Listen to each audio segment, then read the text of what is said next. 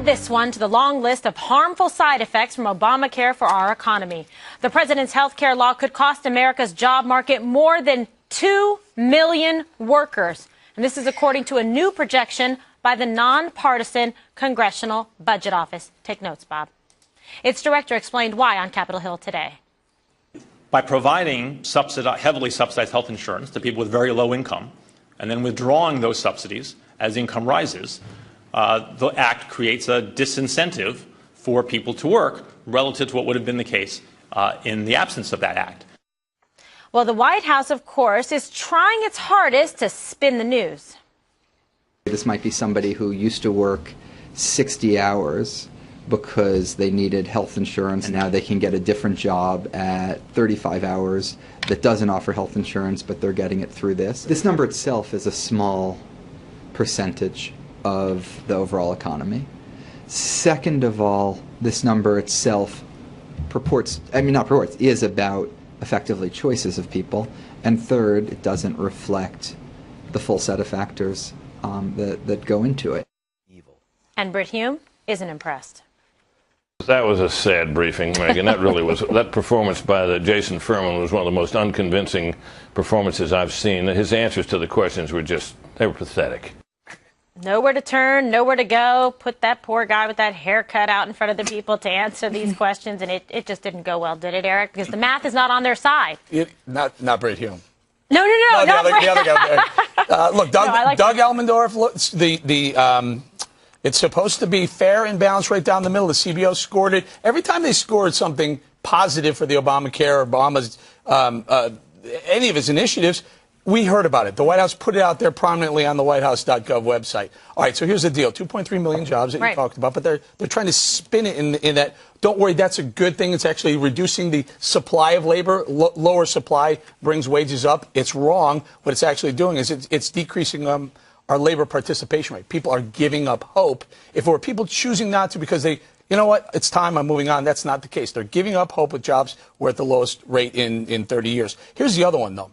The other thing that the CBO scored, 31 million people, 10 years down the road, 31 million people won't have health insurance. Non-elderly, 31 million people, the same number that don't have it right now. What the heck are we spending all these trillions of dollars for, losing millions of jobs, if it's not going to help? That is what they say. Those are the facts. Exactly what they say. That's why I took extra emphasis and time. 31 million, Bob. You know that. Let's just. Do you have something to correct it with? I'd love to hear. Let me just give me a second here. I can correct it, but I will correct one thing right away. Your $1 trillion figure about this is going to cost. According to them, it's $8 billion. No, it's $2 trillion. Over the next well, they say $8 billion. It's a little bit different. $2 trillion. This is CBO numbers, Bob. I don't know what you're reading. You're sitting here bragging on CBO. They're the most impartial group, and now you won't take their numbers on with the. I'm telling you, it's $2 trillion. It's 2.3 million people. The CBO said it wasn't. Greg? What? All right. Okay. They're going to mud wrestle over here in the corner. It's easy to kill jobs when you've never had a real one yourself. They don't see this as a sad thing. This is a victory. This is the desired result of the administration. For every job lost is one more body dependent on the government. This is the serenity of soft socialism. It doesn't come with a hammer. It comes with a handout, and it's just as deadly. But what is scary about this is that they're saying it's good news, that people are voluntarily leaving their jobs. That's like saying starvation is good because it's giving you the freedom to lose weight. I mean, what does it require for the media to say that what President Obama is doing is bad? What is bad news? He's killing more jobs than Easy Pass. Okay. The safety, we always get yelled at. We always get yelled at because we talk about the safety net. We don't have an issue with the safety net, but somehow they believe the safety net is preferable to work. It's becoming a king-size bed for Americans who no longer feel the need to have to go out and work. Work is the soul of this country. If you don't work, you're dead. The only thing worse than working is not working. This is disgusting. We're talking about this in the green room. This is the only time I've actually felt despair that when your government is saying, hooray, 2 million people are moving from making to taking. That's great. Well, we're definitely going in the wrong direction. So this is not just even a communications crisis, Dana. It's a math problem. It's an economy problem. It's profound, and it's gonna be far-reaching.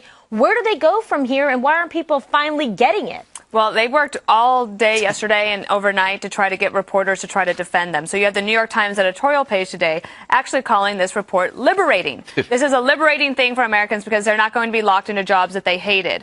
The thing is, also, if you make the safety net so comfortable, or if you give people so many subsidies that the lowest rung of that first ladder of the career ladder is not necessary to try to reach for, it's just the law of how people operate. You will not strive to work just if you have the subsidy.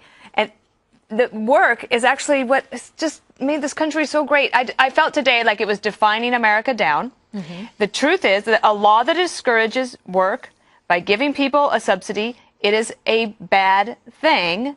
It's not that I'm not for a safety net, but if you are taking people out of the labor force, you can then not afford to pay for all the other things that you've promised to other people in the country, like baby boomers who are going to need as many people in the workforce as they can possibly get to pay for all the things that we've promised to give to them. Yeah, it's bad for our development, just like it's bad for kids to do too much for them when they're little, encourage them to do things for themselves. Mm-hmm. Or just like when you have guests over, and if you make the sheets in the guest bedroom too nice, they're never going to leave. You got to make them a little scratchy and not good towel service. I never do that. Put a fish in them. Let me make sure I understand this right now. 2.5 million people are going to leave their jobs in order to get health care when they've already got health care. But now they can get health care under ObamaCare. And they don't have to, I mean, their employer gives them health care, right? Well, it's not the same. They have the choice. It's not the same 2.3 million.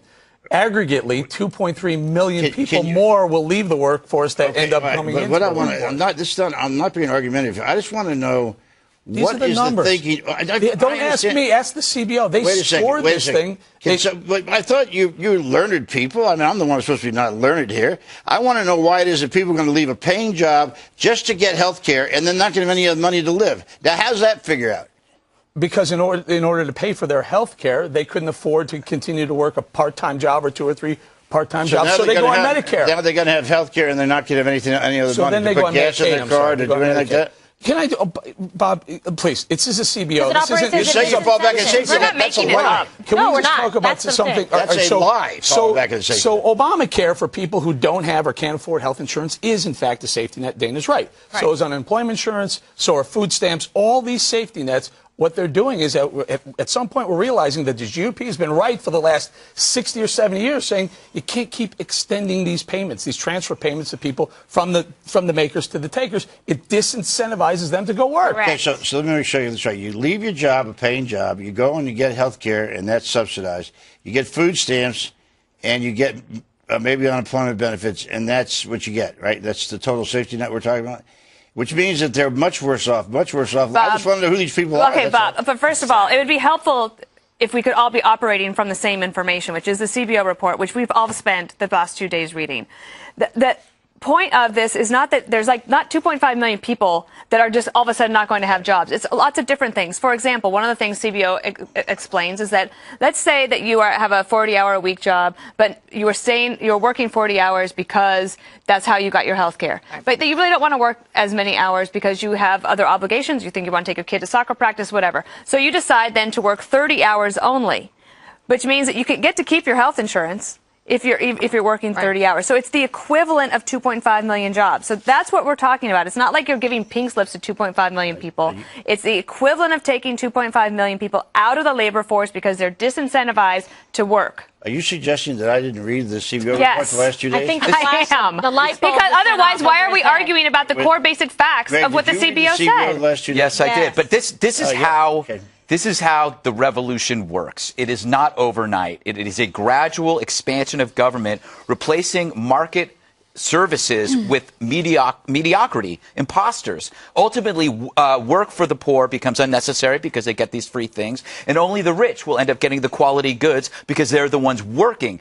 Who knew Obama was a warrior for the 1%? He argues about income inequality, and what he is doing is he's creating a massive gap between people who no longer work while bringing in cheap labor from other countries. This might be the worst thing you can do for a country. It's crippling. It's crippling to America. That's why people are upset about it. The great free market developed some great jobs. Yeah, they can all be feminist bloggers. Bob, people work fewer hours. In the aggregate of those hours worked, the fewer hours worked means that there are 2.3 million fewer 40-hour-a-week jobs. Right. Can I make one quick point? And then we got Nancy something fun. Pelosi told us while they were pushing this law down our throat that the health care law was going to create 4 million jobs, 400,000 jobs immediately. Yes. But She also this said she had is to how read it to things find out happen, what was guys. in it. This is what happens.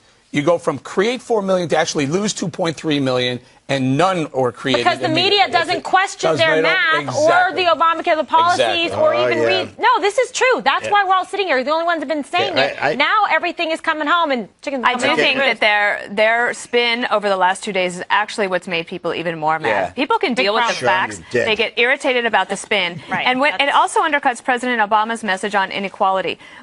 Because if hard work is rewarded, so if it's a good thing that that people get to make a choice to work less, then what about the people that have to work more and earn more? Because the only way you're going to improve your lot is if you work harder. Yeah, but hard work pays off. Why is it, if that's the case, why is the medium income in this country not moving? But guess what, Bob? Your team, when you have a bad case to make and you can't make it, then you bring in these crazy little gimmicks. Take a look. It's easy for all of you to jump on me. That's fine. I understand that. It's fine.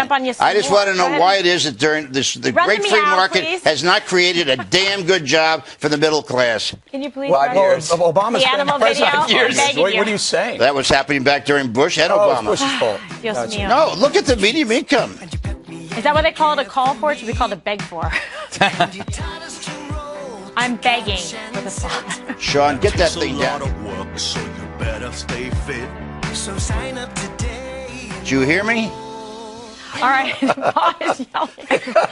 Who let the inmates out of the asylum? All right, so what do you think of this video? Let's do a quick go around. You like a lot of animal weird things on your show. Well, you know what this is? The animal is a symbolic gesture towards women that somehow this is what will get you into a system. This goes back to what we're talking about before. These people don't understand what real people do for a living. They think they're all feminist bloggers or going to law school, and the cats will get them their health care.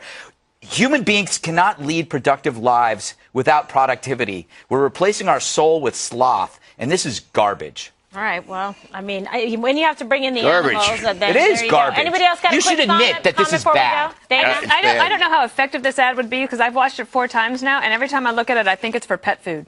Yeah, I mean, if what is it? They'll be eating pet food. What is it for? It's for ObamaCare. Bowling. Oh, goodness. It's about having Sean, you're dead. Sign people up for Obamacare. No thoughts on it. Sean can't save you. The LA Times can't save you. Can't sell Obamacare. Those cats and dogs aren't going to be able to do it. All right, there you go. It's gone to the dogs. Next.